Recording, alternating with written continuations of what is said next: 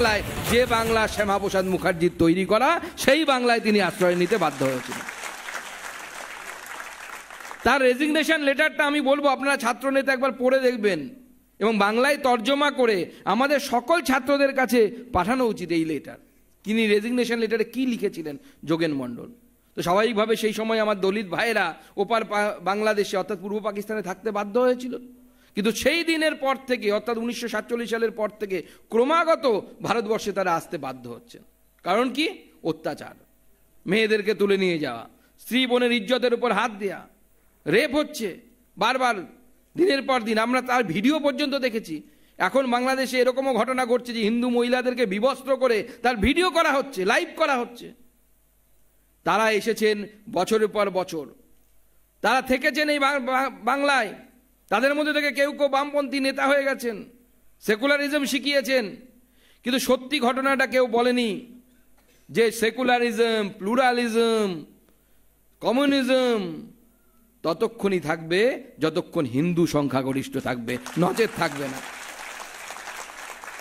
এটা ঐতিহাসিক সত্য।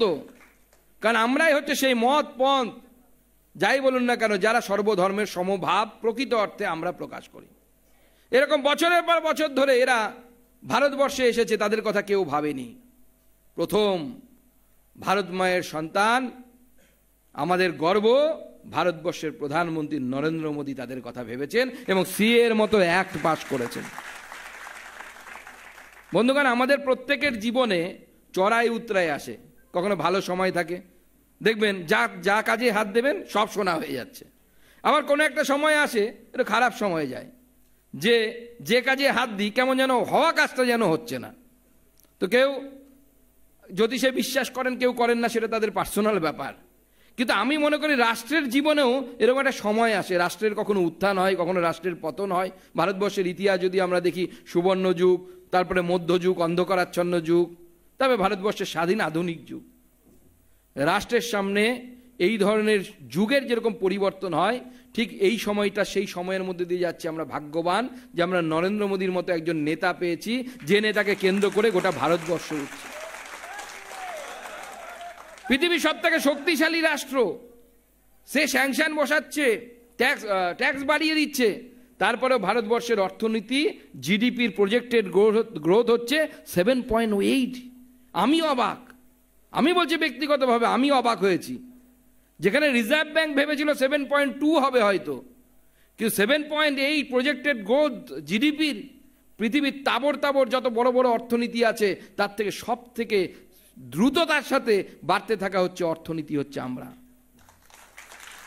গতকাল ভারত সেমিকন্ডাক্টর চিপ তার প্রথম বের করেছে, যে চিপটা পুরোটা আমাদের তৈরি। আগামী দিনে গোটা পৃথিবী ভারতবর্ষের সেমিকন্ডাক্টরে চলবে, সেই স্বপ্ন দেখছে। 78,000 কোটি টাকা মাননীয় প্রধানমন্ত্রী স্যাংশন করেছেন সেমিকন বলে একটি প্রজেক্টে, সেমিকন্ডাক্টর তৈরির জন্য, যার জন্য আমরা এখন বিদেশের উপর নির্ভর করি। আমার মোবাইল, আপনার মোবাইল, সবেতেই চিপ, সেমিকন্ডাক্টর। চিপ ছাড়া কিচ্ছু চলবে না। আপনার ট্যাঙ্ক চালাতে গেলেও চিপ, আপনার মোবাইল চালাতে গেলেও চিপ, আপনি গেম খেলবেন তার জন্যও চিপ। সেই জায়গায় ভারতবর্ষ প্রথম তাদের সেমিকন্ডাক্টর চিপ তৈরি করেছে। তো মাননীয় প্রধানমন্ত্রীর নেতৃত্বে ভারতবর্ষ যে জায়গায় যাচ্ছে, এই যে যাত্রাপথ, এই যাত্রাপথের সুবর্ণ সময়ে আমরা এসেছি। তাই মাননীয় প্রধানমন্ত্রী 2টো ব্রিজ, 3টে রাস্তা, 10টা এয়ারপোর্ট, সেগুলো তো হচ্ছেই, এমস হচ্ছে। আমরা ডাটাও দিই, আমরা আটাও দিই। বামপন্থীরা ভাত দে করে চিৎকার করে, আমরা ডাটা দেওয়ার সাথে সাথে আটা দেওয়ার ব্যবস্থা করি, সেটা ভারতীয় জনতা পার্টি করে। আজকে এসআইআর নিয়ে সেই জন্য যে ভারতবর্ষে, আমি কেন বলছি এই সময়টা অত্যন্ত গুরুত্বপূর্ণ, অনেক যুগান্তকারী পরিবর্তনের সময়, তার সাক্ষী আমরা হতে পেরেছি। 370 ধারা বাতিল হয়ে গেছে, সিএ হয়ে গেছে, এবার এসআইআর আসছে। এসআইআর একসাথে বললে স্যার, তাই তো? স্যার ছোটবেলায় আগে আমরা যখন স্কুলে পড়তাম, এখন তো আর হয় না, কান ধরে উঠবোসও করাতেন।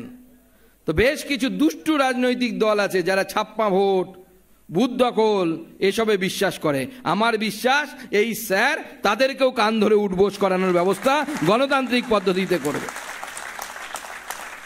আর এসআইআর কেন জরুরি আপনারা দেখুন, আপনাদের সামনে কয়েকটা তথ্য আমি তুলে ধরতে চাই।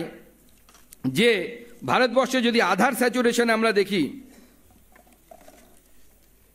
অনুপমকে বলুন তো, কাগজগুলো মিস করে গেছে মনে হয়। যে আমরা যদি তথ্য দেখি যে এক একটি জেলায়, আমার নিজের জেলা দক্ষিণ দিনাজপুর, তার আধার স্যাচুরেশন হচ্ছে 112%। মানে কি এর আধার স্যাচুরেশন 112? মানে 112 মানে হচ্ছে 100 জন যদি পপুলেশন থাকে, আধার কার্ড ইস্যু হয়েছে 112 খানা। তাহলে এই 12 জন কোথা থেকে এলো?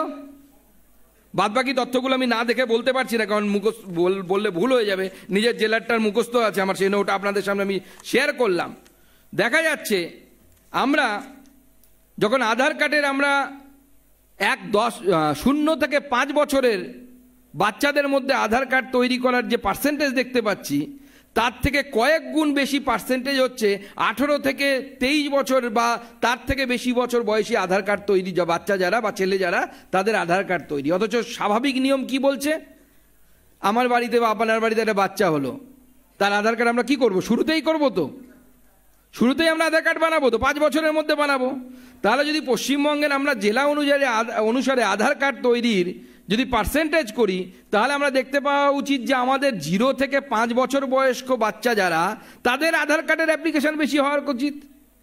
কিন্তু পশ্চিমবঙ্গে দেখা যাচ্ছে 18 থেকে 25 বছর সেই বাচ্চাদের আধার কার্ডে অ্যাপ্লিকেশনের পার্সেন্টেজ বা শতকরা হিসেবে অনেক বেশি।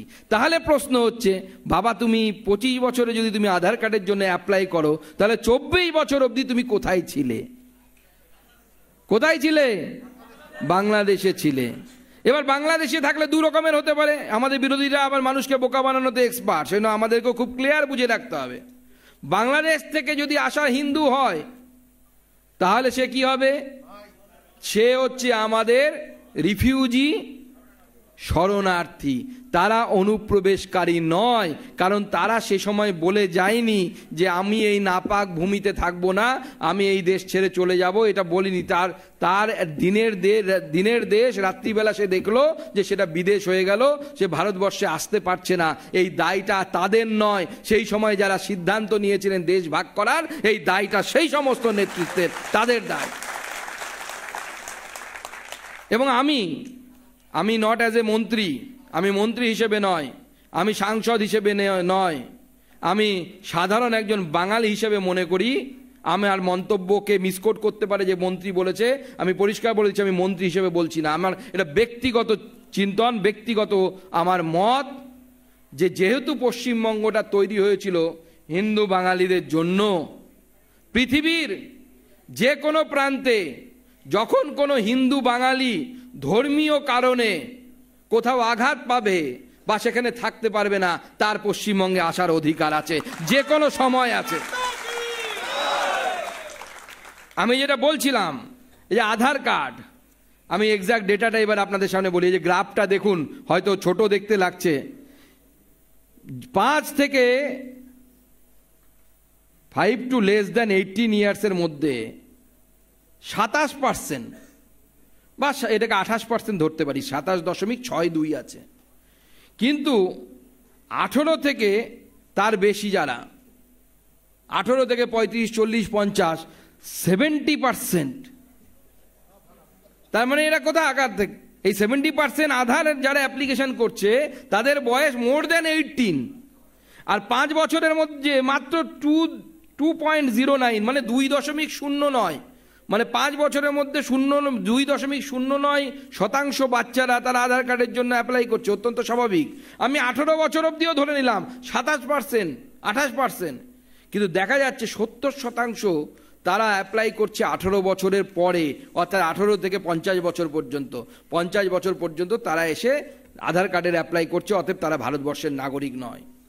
আমি আপনাদেরকে আধার স্যাচুরেশনের কথা বলছিলাম, কয়েকটি জেলা আপনাদের সামনে পড়ে দিই। সাউথ 24 পরগনা 123%, মানে 100 জন মানুষ যদি বাস করে 123 খানা আধার কার্ড। মুর্শিদাবাদ 121, কুচবিহার 121, মালদা 119, বীরভূম 115, এরকম যতগুলো জেলা দেখতে পাচ্ছি আমরা, সবার 100-র উপরে। জলপাইগুড়ি থেকে শুরু করে সব জায়গায়। এটা কোনো বিচ্ছিন্ন ঘটনা নয় বন্ধু। আগামী দিনে আপনারা এই ভারতবর্ষের যে সুবর্ণকাল, বিকশিত ভারত 2047, সেই সময় আমি হয়তো বুড়ো হয়ে যাব, কিন্তু আপনারা সেই সময় একটা জায়গায় থাকবেন, আপনাদের ছেলে মেয়েরা বড় হবে, সেই ভারতকে আপনারা দেখে যাবেন, সেই ভারতকে যেন বিকশিত ভারত হতে না পারে তার একটা চক্রান্ত চলছে। আমরা যেটা তথ্যটা দেখতে পাচ্ছি এই চক্রান্তেরই একটা রূপ। আর যতক্ষণ পর্যন্ত ভারতীয় জনতা পার্টি ক্ষমতায় আছে কেন্দ্রে, এই চক্রান্তকে আমরা সফল হতে দেব না, এই চক্রান্তকে আমরা আটকাবো।